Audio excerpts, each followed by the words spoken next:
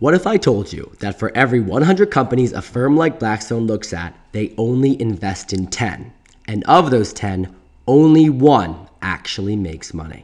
That's not failure, that's the business model. That one bet has to return 100 times the original investment, and that's the world of venture capital. Today, we're going to iron it out.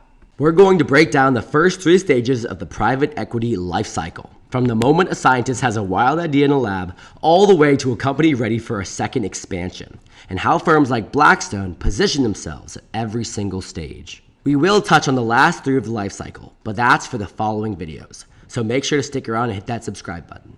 Now welcome to episode 2 of Learning in Public, Startups Explained, Venture Capital. Before we get into the stages, you have to understand the 2 levers private equity firms have. Lever 1 is how much of the company do you actually own? First is minority stake. You have a seat at the table, but the founder's still the boss. Imagine it like contributing an idea to the group project. You get a say in what the topic's going to be. Art, history, the Rich Dad, Poor Dad book. But the team leader gets the final say. Or you could have the majority stake.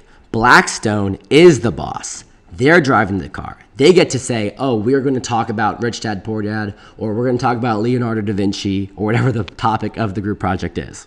Lever 2 is how involved is your firm? Hands-on means they're in the office, making hires, writing strategy, and they're cutting dead weight. Hands-off means they're writing the check, they open doors with the network, and they let you run your own business. Think about the LPM framework we learned about in the last video. M stands for monitoring. If you're hands-off, maybe you don't have as much ability to monitor the company. But if you're hands-on, you get to take action on what you're seeing in real time. Do you remember this from the last video? This is the lifecycle map. Development, startup, early growth, expansion, maturation, and decline. 6 stages, 6 different financing types, and this bracket on the right, that's venture capital. The first 3, development, startup, and early growth, those 3 stages are where venture capital lives. They are the highest risk, but also the highest upside. Let's go stage by stage. Stage 1, development. And the financing type? Seed financing. Here's the thing. At this stage, there's no company yet. There's barely even a product. What there is an idea. Maybe a prototype, maybe a thesis, but the aim of seed financing is to turn that idea into a patent. Think pharma, think biotech, think of a new chemical compound or even a breakthrough in AI, which we are seeing all over social media. You should check out OpenClaw. Anyway, industries where if you get the IP right, the patent alone is worth billions. And that's why you need 100 times return on investment, because most of these bets won't pay off. Blackstone calls this the 100 to 10 to 1 rule. Screen 100 deals, finance 10, and 1 survives. 1 produces the return that justifies all 10 bets combined. Now, how do you decide which ones to finance? Those are 2 questions. How do you understand the market? And is there actual demand? If the product is great but nobody will buy it, that's called a positive externality. Society benefits, but investors don't. In that case, you route it to venture philanthropy. It impacts capital, but not profit capital. Now, here's the biggest risk at this stage. Something VCs called sudden death. The founder dies, gets sick, walks out, and the whole project evaporates with them. The fix? The incubator strategy. You build what's called an ad hoc infrastructure around the idea. Teams, systems, processes that exist independent of any single person. The project doesn't die just because the founder does. So let's see in action. How does Blackstone actually do this in the real world? Blackstone Life Sciences. They go into pharmaceutical and biotech companies at the earliest stages. They're not just handing over a check though. They're funding the clinical trial, the IP filing, the legal structure around the patent. In Blackstone's model, the patent is the product. They're not investing in a company, they're investing in inclusivity. You should remember this, the patent is the product. And when there's no profitable market, think rare diseases, neglected conditions, they redirect the capital to impact first vehicles. Good idea doesn't always equal good investment. And the smartest PE firms know exactly which is which. Okay, stage 2. You have a patent now, but now you need a business. This is startup financing, and it covers 2 things. Fixed assets and working capital. Equipment, technology, people, operations, the actual machinery of the company. The risk is still high, don't get us wrong. The product exists, but it hasn't been proven in the market.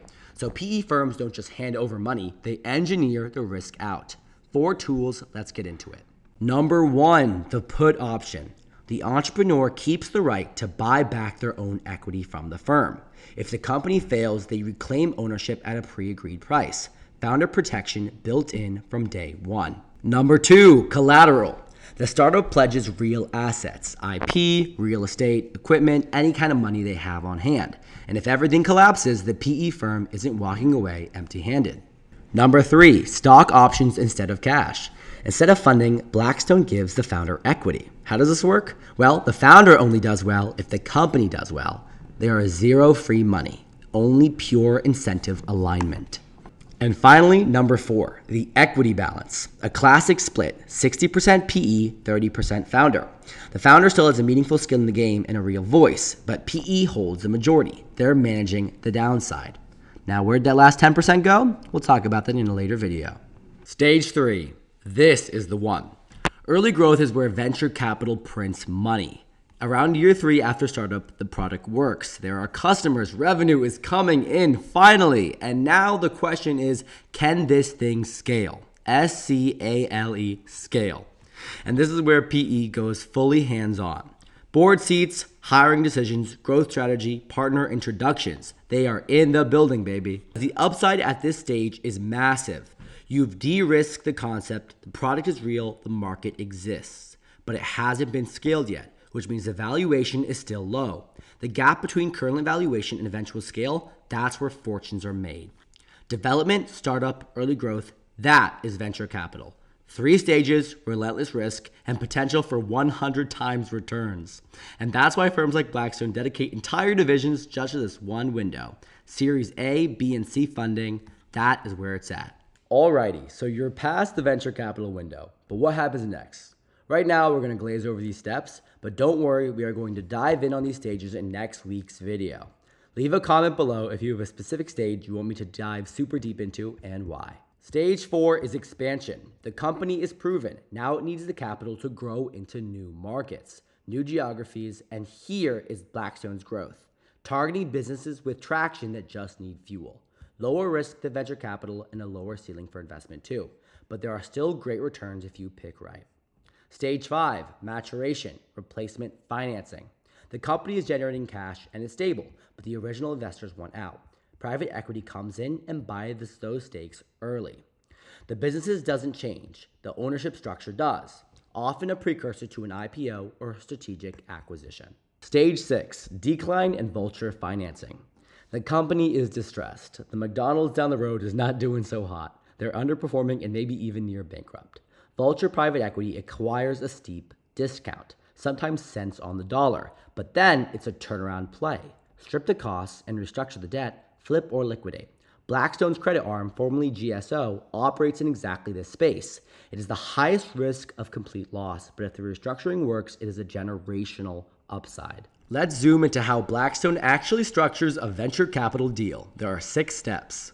First is screen. They look at hundreds of deals, market sizes, teams, IP potential, all with a brutal filter. Second is diligence, a deep dive. Who are the founders? What's the tech? And is the market real? Third is a term sheet. What is the equity percentage, the put options, collateral terms, or stock option grants? Fourth is incubate. Build the infrastructure. Reduce that founder dependency before it becomes a problem. Scale, early growth. Is it hands-on, hands-off? Is it in the building? And is it driving revenue? Finally, you got the exit, the IPO sale, a strategic buyout. This is the payoff. And keep in mind, there are structural protections at every stage. There are put options, collateral, equity splits, all throughout the 6 steps. And these aren't just legal boilerplate. They are differences between a firm that survives bad bets and one that doesn't, because you are going to get a bad bet during your time as a private equity associate. Maybe even an owner. You don't know. Don't sell yourself short just yet. Now look at this chart. Development and startup, max risk, max return. Expansion and maturation. The risk drops, return drops, and steady money. Decline, the risk spikes back up, but so does the potential upside if you nail the turnaround. The pattern isn't random. It is a feature. PE firms choose which part of the curve they want to play. Blackstone, they play all of it. And that's what a $1 trillion platform will give you. Okay, so let's bring this all the way home. Private equity is not one thing. It's not one fund, it's not one strategy, it's not even one type of company. It is a complete system designed to extract value at every single stage of a company's life. Seed financing funds the idea, the patent, the breakthrough. Startup financing builds the machine. Early growth, venture capital at its peak is where you make the real money. Expansion scales the proven model. Replacement financing passes the baton, also called maturation. And finally, Vulture Financing picks up where everyone else left behind. Blackstone manages over $1 trillion by playing every single one of these stages, and they do it with one core thesis. Find the one deal in 100 that returns on everything. That's it, buddy. That's the whole game. If this clicked for you, smash that like button. Drop a comment about which stage would you want Blackstone to invest in your company. Seed when it's all risk and upside, or expansion when the hard part's done, because I read every single comment and I can't wait to see them. And if you want the full private equity breakdown, valuations, LBOs, exit multiples, subscribe, because those videos are all coming.